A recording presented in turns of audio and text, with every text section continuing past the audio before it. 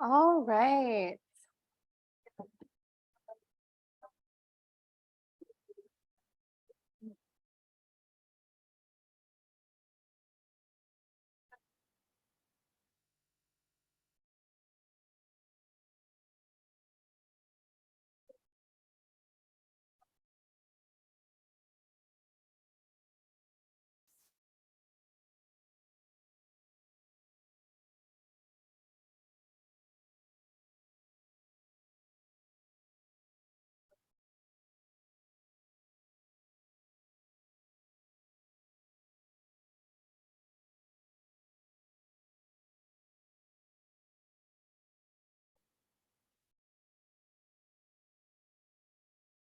When we get going, we're going to start at slide 29 of the head and neck PowerPoint. So we're moving into neuroanatomy.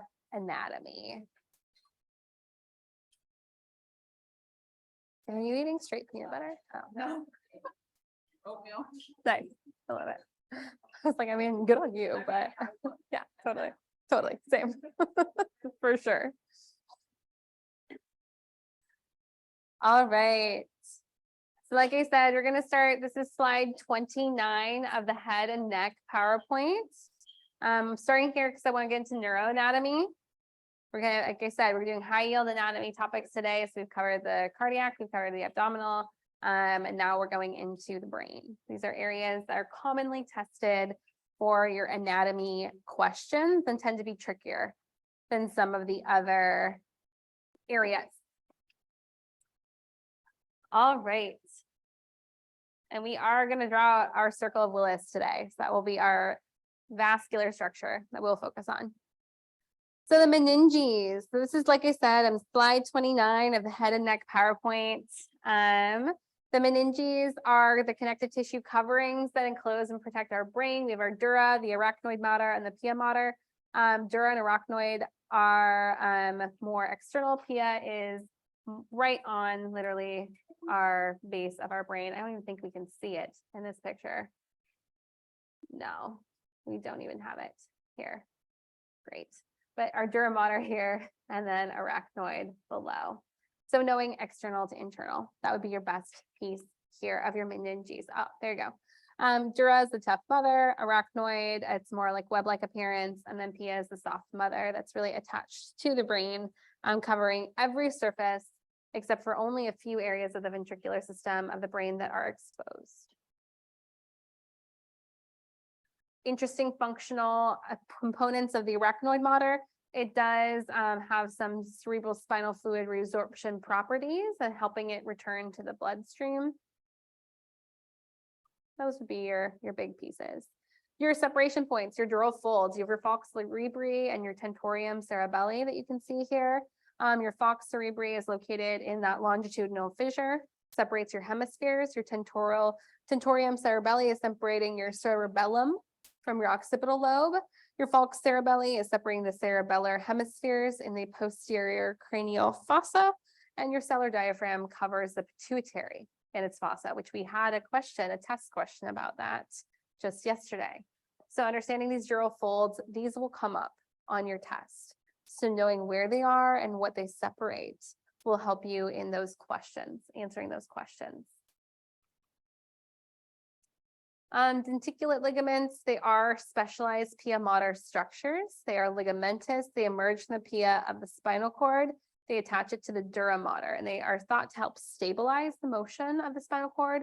Put that in air quotes because we don't know exactly how much stability it's giving. The filum terminale is a connective tissue cord that's continuous with pia mater. It extends from the lowest tip of the spinal cord to anchor the spinal cord at the sacrum and coccyx level. So these structures could be discussed. I would say they're less common than the dural folds, but they are, since they are specialized and have specific names, it's nice to at least have some name recognition. Cerebral spinal fluid properties. I haven't seen them test us on any real numbers for the most part. That will be a rarity if they're giving you numbers on the NPLEX, but the choroid plexus is one of the major places that produces cerebral spinal fluid. It's propelled by brain movements and pulsations of arteries. The brain's technically floating in CSF to help keep it from having certain structures crushed.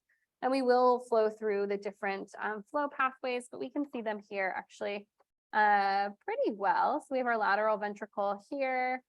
Let's see, we have our third ventricle here. Our cerebral aqueduct is that even labeled on here? No, lovely. And then we have our fourth ventricle here, and then this from here will have absorption, and it's going to be essentially absorbed throughout the whole surface of the brain, reabsorbed back into the choroid plexus region, and recreated or reused, recycled.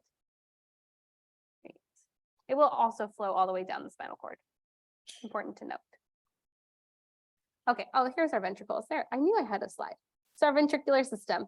Ventricles are commonly tested on the NPLEX. So knowing our ventricles are important. They are intracerebral spaces where you can have CSF flowing through.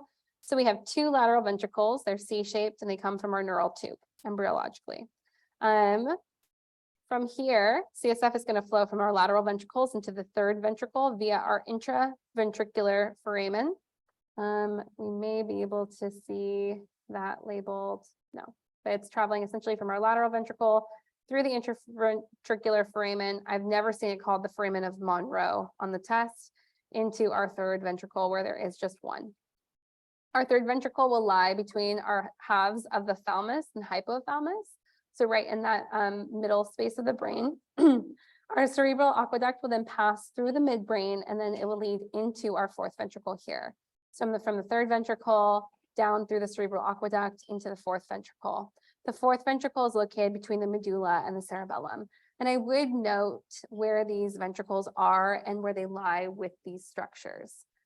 Mainly because if we talked about a mass or damage or a growth to the brain, and there was a question about CSF flow or what structure could be affected, those would be questions. That's how often these ventricles or CSF questions are tested, is having you compare these ventricles with where they're typically located.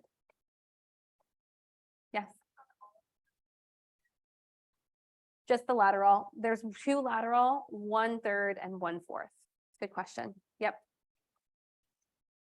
CSF will flow from the third to the fourth via the cerebral aqueduct. From the fourth ventricle, CSF passes into the spinal canal or will move into the subarachnoid space. And the foramina it exits there are Luschka and Magndi. I have never seen those two be tested on either. So low yield. CSF, once it gets up and around, it will ascend to the superior sagittal sinus, and then it will be reabsorbed. So you could think about choroid plexus produces into your lateral ventricles, which there are two. They flow through the interventricular foramen into the third ventricle. That will flow through the cerebral aqueduct into the fourth ventricle. Then it will either go down all the way into our spinal column or spinal cord, or it will move into the subarachnoid space where it will coat and cover the whole brain until it gets up, where it is going to move into the superior sagittal sinus, the big drainage system of the brain for blood, for venous blood, and then that will be reabsorbed. And the reabsorption process is via these arachnoid granulations, essentially little outpouchings of arachnoid space into that superior sagittal sinus. I've never had them ask these questions. So arterial supply of the brain, this is going to tie into our aortic arch drawing that we did, right? So we have our arch of the aorta, and we had our common carotid arteries that we saw and our vertebral arteries that we saw. This structure here should look familiar and possibly slightly triggering for you because it's the beginning of the circle of Willis, which yes, we are going to draw today. The majority of vascular questions from the brain come from the circle of Willis and those feeding structures. But before we even get into that circle, just remember the vertebral arteries right and left one branched off of the arch of the aorta, the other branched off of that brachiocephalic trunk, right? And then they're eventually going to combine together to become that one basilar artery.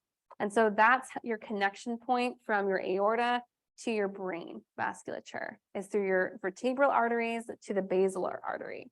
Now your common carotid arteries are also going to move up here too to the brain, and you're going to see that they're going to come into place and they're going to flow and connect to this middle cerebral artery as well. And you'll see in the circle of Willis where that middle cerebral artery makes its show, where it shows up essentially.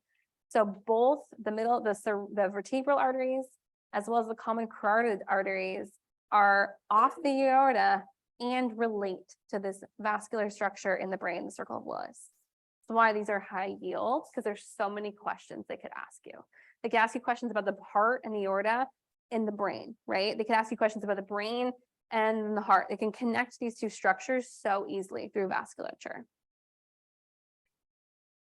The other artery we discussed was our internal carotid artery. If we remember, our internal carotid arteries are going to be the branches from our right and left common carotid arteries. We had our common carotid artery here, and we're going to have a branch, the internal carotid artery. The common carotid comes from our brachiocephalic or the arch of the aorta. The internal carotid will split from the external at your carotid sinus. That's just the split point. The internal will then split into the anterior and middle cerebral arteries. Again, middle cerebral artery is the one that's going to actually communicate with that circle of Willis. Okay, so common carotid, internal carotid, anterior and middle cerebral. That's the connection. They give our cerebral hemispheres blood. The vertebral artery is going to come from our subclavian artery. So subclavian arteries are going to come off either the trunk of the aorta or the brachiocephalic trunk.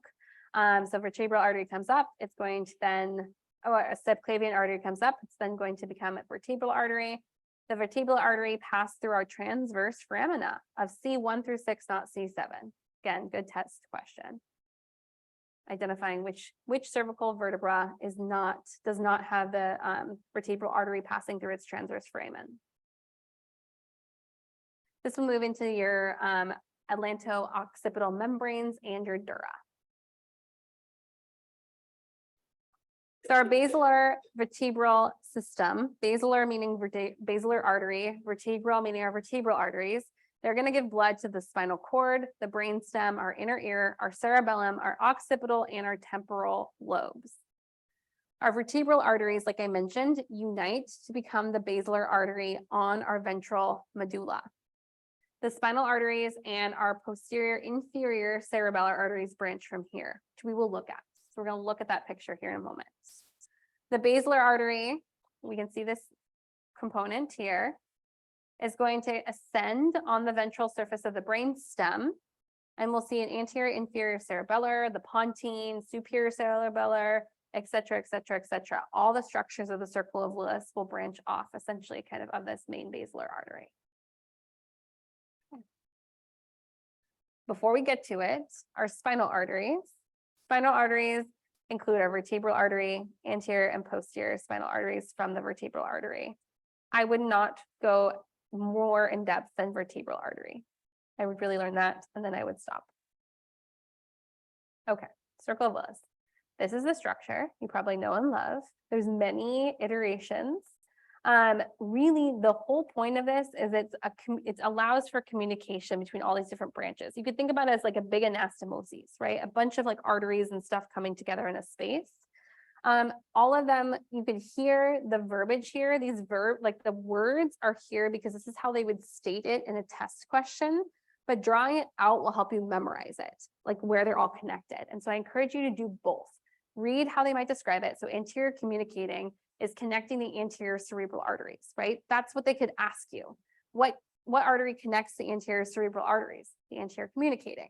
But if you don't know what that is in the circle of Willis, if you haven't drawn it out, it's going to be hard to visualize what that could mean and what structures potentially could affect. The posterior communicating connects the middle to posterior cerebral arteries. Like I said, we're going to draw it out. The middle cerebral artery, which is here, left one here, there's a right one as well, moves along the lateral fissure and lateral surface of your cortex. The cortical branches will move laterally. You also have lateral striate arteries. When these become more interesting as I'm talking about strokes. So the cortical branches that move to the lateral surface of the cortex, if you had a stroke in this branch, either a hemorrhagic or ischemic, you could see paralysis, sensory loss on the contralateral opposite side. If you have damage to your dominant side, remember we do have a technical dominant side of the brain. Dominant meaning that's the side that controls our ability to speak and interpret words and phrases and objects. That's when we can get aphasia. Lateral striate arteries go to the internal capsule and basal ganglia. And so we can see hemiplegia with strokes to the lateral striate arteries.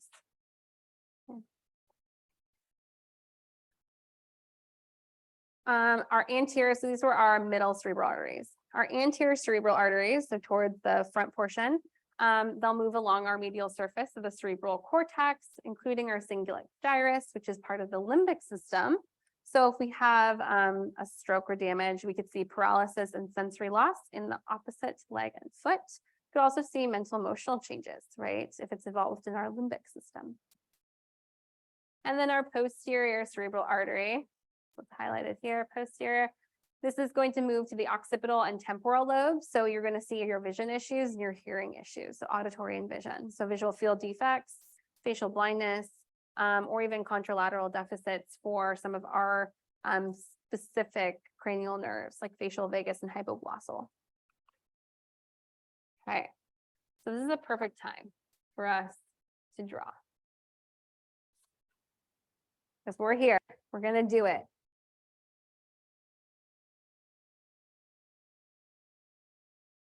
Those of you online, I'll keep it on the circle of Willis. This is where we're going. So there's two ways to draw it. The full structure, which we're going to do, and then to zoom in on the circle itself. So we're going to do both. We're going to first start with the bigger structure because we can see the connection then between our cardiovascular system. And then we're going to do a zoom in on the actual circle. So when we're doing a circle of Willis drawing, I like to think of it as a person. So I'm going to make a head, I'm going to make a body, and I'm going to make legs.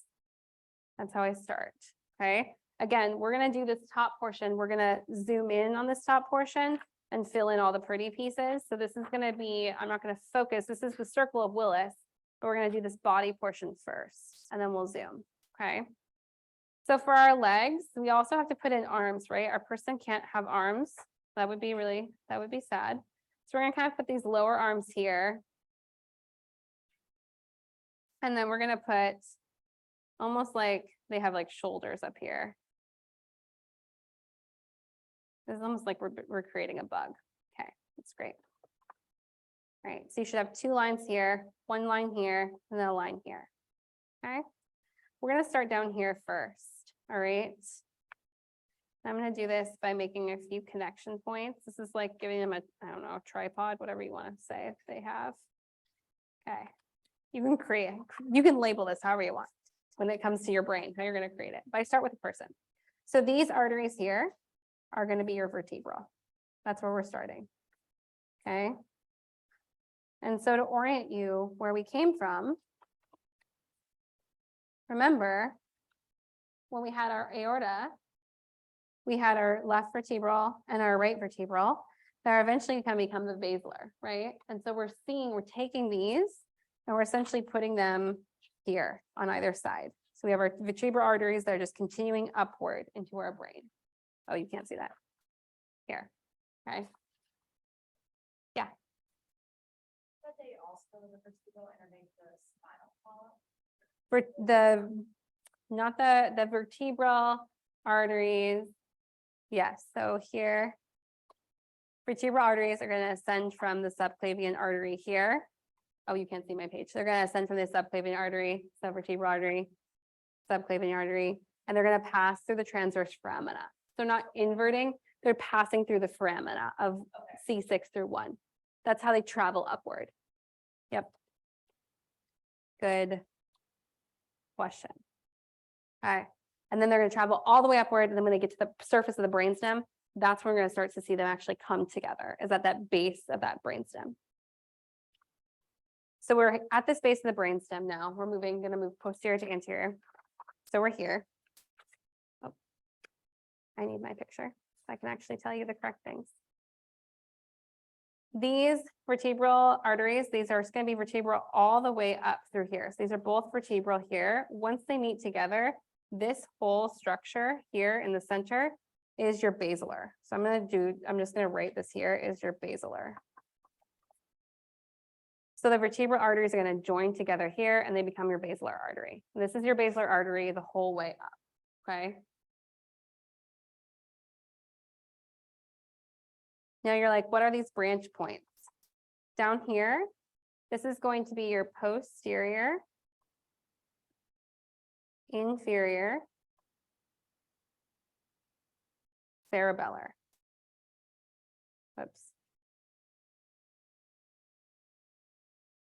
So you guess it, this is going to give blood supply to your cerebellum. That's going to be the same thing on both sides, okay? Posterior, inferior cerebellum. This one coming together is going to be your anterior spinal. Okay, it's going to come to both sides. That's the only structures you have to know at the bottom, okay? Then we have our basilar artery going up here. This first branch point is going to be our anterior, inferior cerebellar. So we had a posterior inferior, now we have an anterior inferior, because we're moving anteriorly here. There's going to be one branch point off of this. That branch point is the auditory. It has several different names. And I'm just putting quotes because they're the same on both sides. Several different names. The auditory is quite the easiest name. It's going to give vast blood supply to your auditory region, your ear. Coming off the basilar are 4 arteries, and they kind of cross on bilateral sides. And these are going to be your pontine arteries. Not poutine, like Canada, although very tasty, but pontine. Okay. This is both sides. I'm just writing it on one for time. And then moving up towards the circle, the last 2 things before we get to the circle, again, because this is our circle of Willis, and we're going to zoom in on that structure here in a moment. But these last two structures, we have one more cerebellar, our superior cerebellar. And then technically this is connected. This is a part of our circle of Willis, but this is our posterior cerebral. So we will actually bring this posterior cerebral into our zoomed in picture. So I like to start from the bottom and move upward. I start from the vertebral and move up my body until I get to the circle of Willis. From there, we're going to zoom in, okay? We're going to zoom. Okay. So we're zooming in now. I can put this back up, yeah.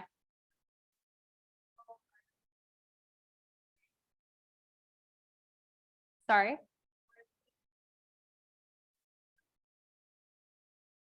The foramen magnum, yes.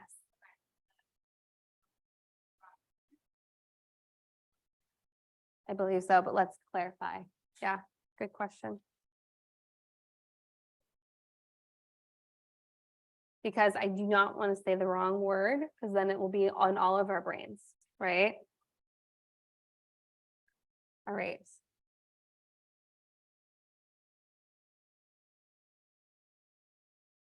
I'm seeing if I have a picture of it already.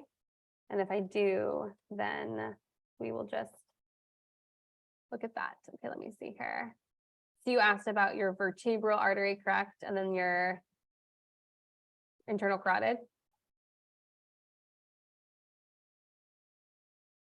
Seeing if I have it labeled on this picture. I don't believe I do.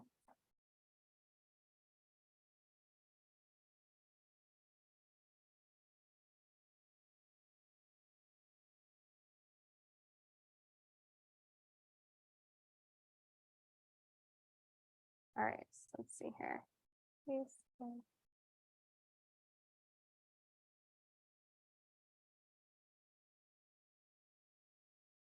Yeah, I just want to make sure that we all have the same picture that we're looking at in our brains.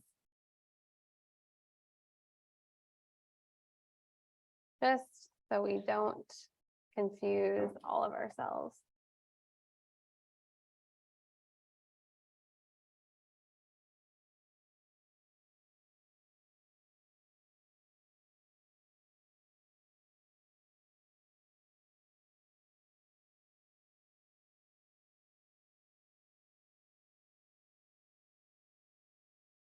I swore I had this on your picture.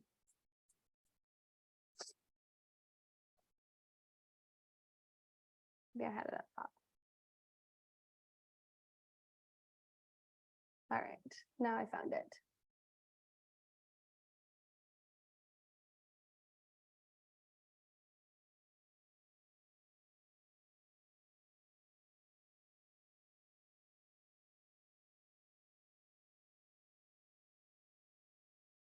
I found my picture. I'm just trying to actually see if it labels everything well, which it doesn't. So it's not going to be helpful for y'all.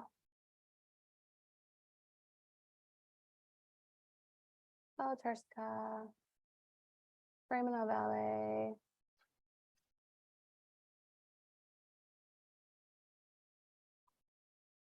All right, what I'm going to do is we'll finish this and then I'm going to pull up the picture and then we can look at all of the entry points. Is that okay? Yes. So when the anterior spinal is not in the brain, Yes, but your cerebellar is. correct. So anterior spinal is never going up. Never going up into the brain. Correct. It's just connecting and its connection point is to that vertebral. Yes. And it connects to the vertebral technically above or more anterior than the posterior inferior cerebellar. But it has a branch point here. That's how it's able to do so. Yeah. Excellent.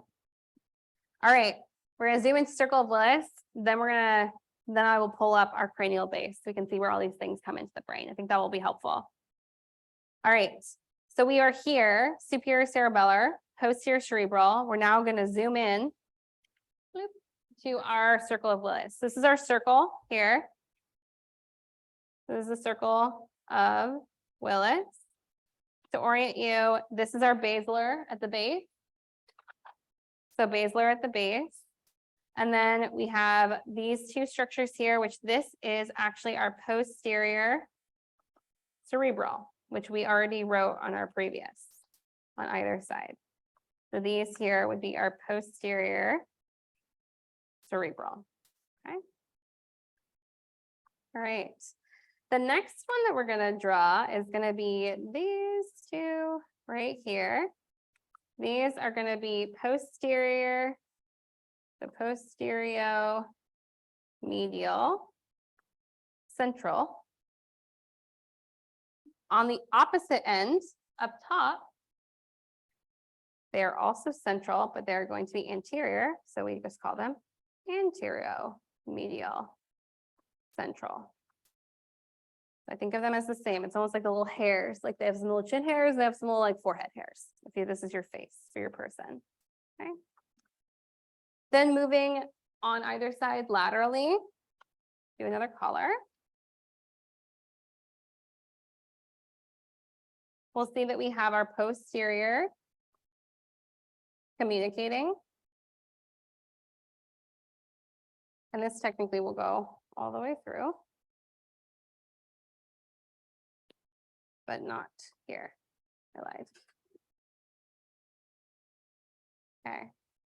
So this portion that's red here is all your posterior cerebral. These two purple portions are your posterior communicating. Okay. And that's on both sides. Okay.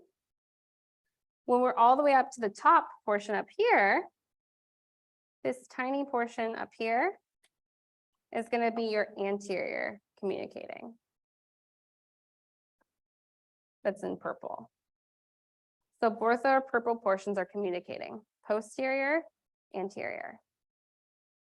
This is posterior cerebral on either side. We also have an anterior cerebral on either side. Going to be located here and here. It's going to be your anterior cerebral. Okay. I see my colors. This doesn't really look purple, but that's okay. All right. Then, because we need to make it a little bit more confusing for all of us, just make sure I'm on here. Yep, anterior cordial. Great. Internal carotid. Perfect. Ophthalmic. great, and middle cerebral, beautiful. So then we'll make this the same color. This will be our middle cerebral here and here.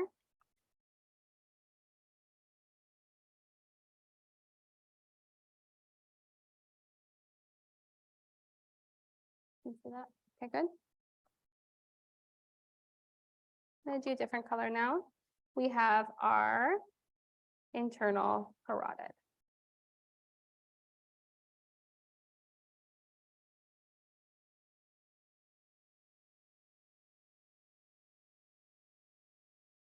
Where is the internal carotid coming? It's not just coming from the circle of Willis itself, but where does it come from? Down here, right? Our internal carotid and our internal carotid. So again, another connection point from our aortic arch. So these internal carotids are coming all the way up, and this is where they're essentially joining with the posterior circulation, or I guess the inferior circulation. And then they're moving outward, and then they're going to branch off into the middle cerebral and this other branch, which we'll label. Okay. So it's kind of like they're coming out at us. That's why they just start here. Okay. And then the last few branches are kind of funky. So I'm just going to have different colors. So we have a branch here and here. We have a branch here and here. And we have a branch here and here.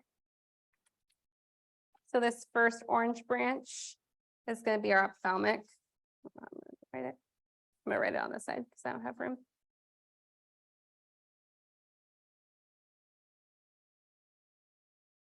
So that's these two little doodads, ophthalmic. Okay. These two branches coming off of the internal carotid are going to be your anterior choroidal. And off either side here. And then these branches are the recurrent artery of Hubner. Very formal for these two branches. Okay. The question that I get is, what's this here? I don't understand. That's your continuation of your anterior cerebral. Okay. If you wanted to be very particular, you can actually label the branches. So this would be A1 of the anterior cerebral. This would be A2 of the anterior cerebral. This would be P2 of the posterior cerebral and P1 of the posterior cerebral. I've never found them to be that specific, but if it's bothering you, you can label them. That's your circle. So I normally draw my body, and then I can draw my head separate. How many of these are tested on? I would say of these, you could forget about your recurrent, your ophthalmic, your anterior choroidal, and probably your anterior medial. Well, maybe your anterior medials. But really the common ones are your basilar, your anterior and posterior cerebral, and your communicatings.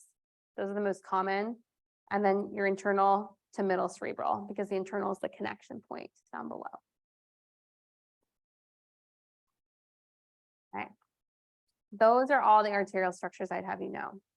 So of everything we've looked at today, the arterial structures I'd study would be your branches of your aortic arch, your branches of your abdominal aorta, and your circle of Willis. I would commit those to memory, work on answering questions surrounding them, and that would be the vasculature I'd focus on. I really wouldn't worry about other vasculature at this time, this close to the test. Okay. Okay. So here's our cranial base. This was all I put in here, but this is super not helpful because it's just showing you all the different foramen.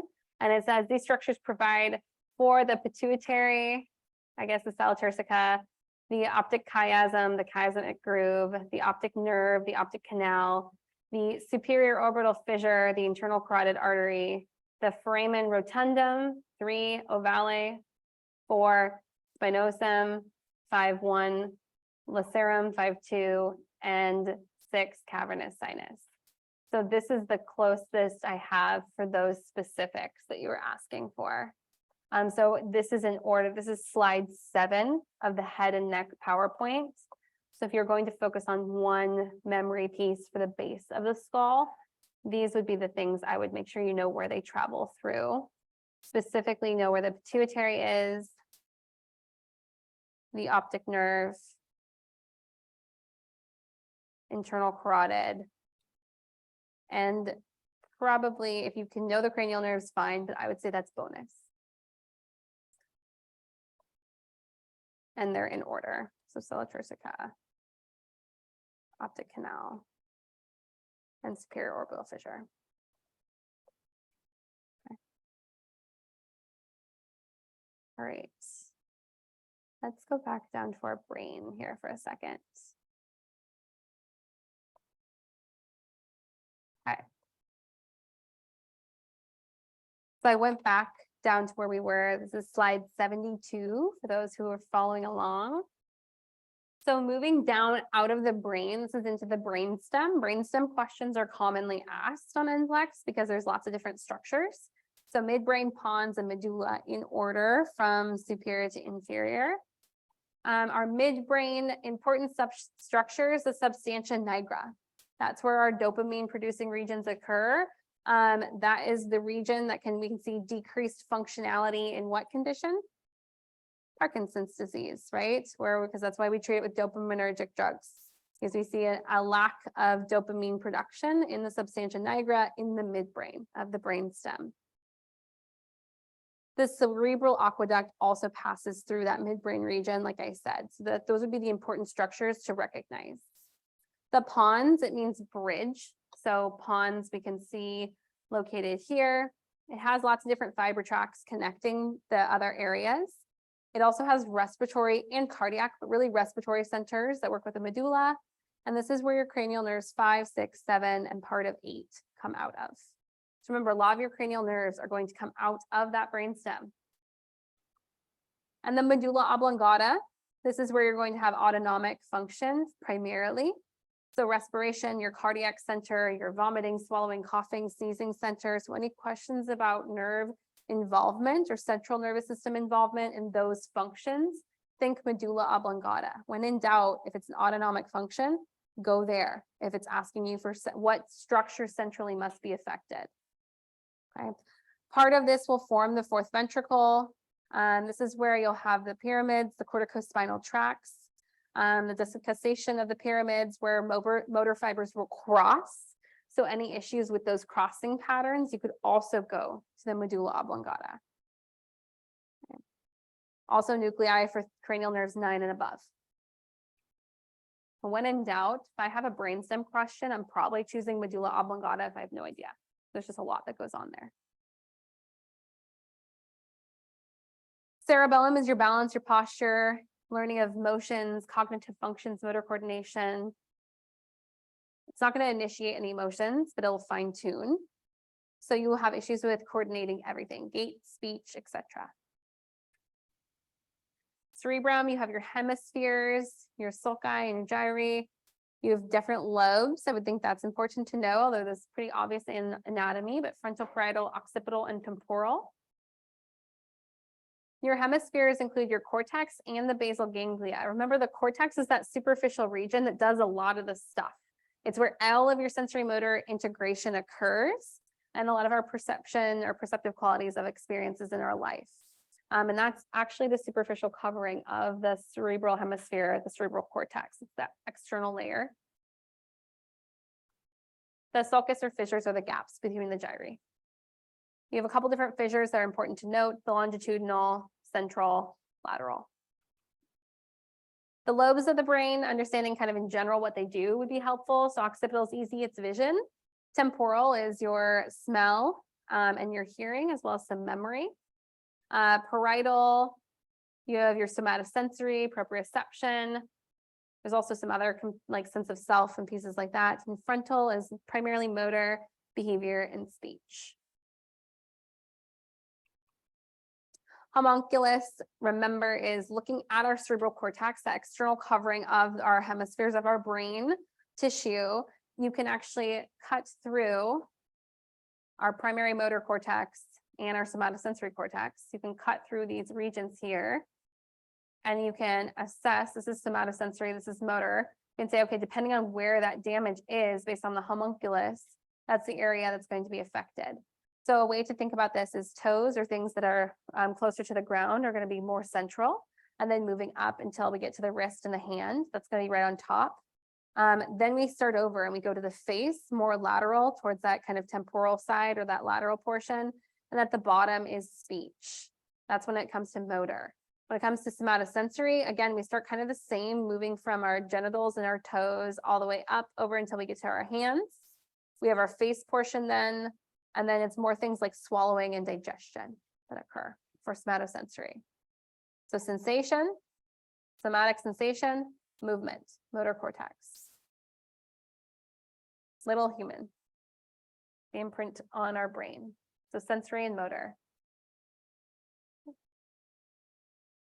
Our thalamus. Thalamus is an important organ to know, our structure of the brain to know.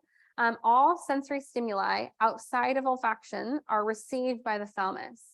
So that's huge. Anytime you're having some sensory input and they ask you what brain structure is damaged or involved, thalamus is your answer for any sensory stimuli except for olfactory.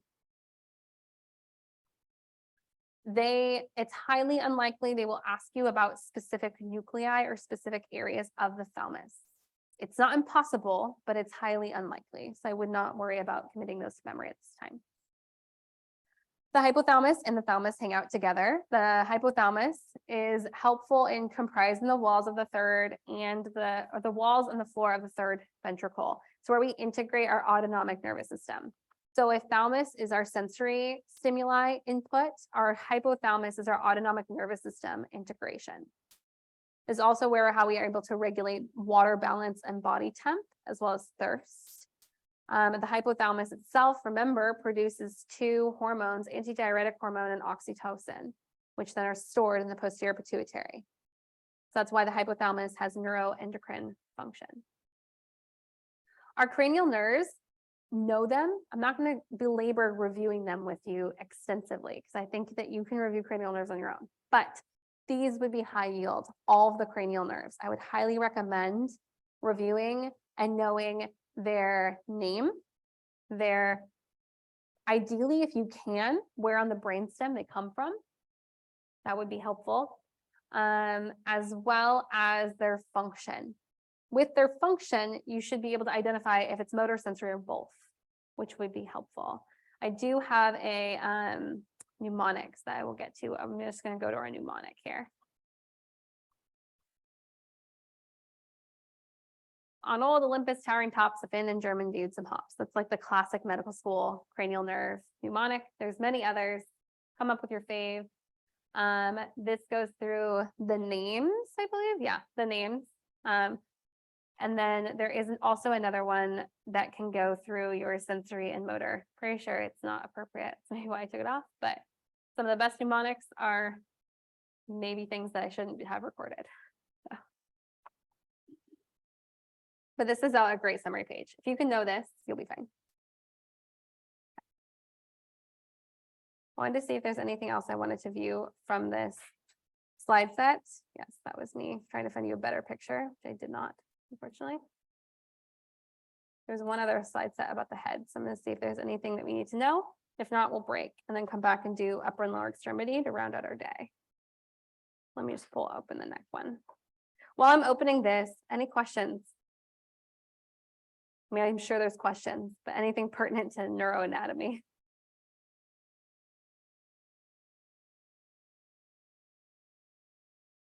No, right, not right now.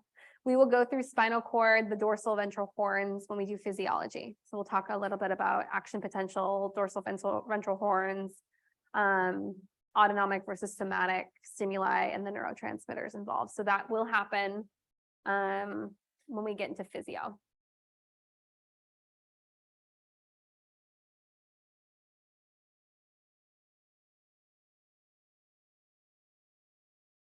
what we'll do the last, we're gonna go through, actually, I think what we'll probably do, I'm not gonna go through this. So I think we'll break for 10, we'll do our last break, and then we'll get into a little bit of upper and lower extremity. I mainly wanna review a couple like big structures that are important to have in your brain, brachial plexus being one of them. And then for the last like 20-ish minutes, I'll go through each kind of section of ologies for anatomy and give you kind of my high yield list for each section that I would focus on the next couple weeks. So we'll spend the last 20-ish minutes doing that, and then we'll call it a day. So let's take a 10, come back at 6 after, and then we'll go through our last lecture, and then we'll chat.